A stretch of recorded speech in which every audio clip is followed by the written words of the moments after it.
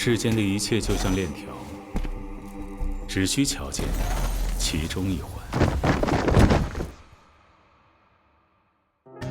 聪明而优雅的女士，可惜不够谨慎，露出了一点马脚。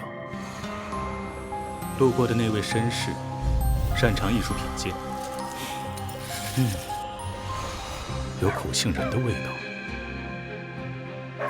当然，还有敏锐的猎犬先生，不甘示弱的论述，排除了最后一个错误。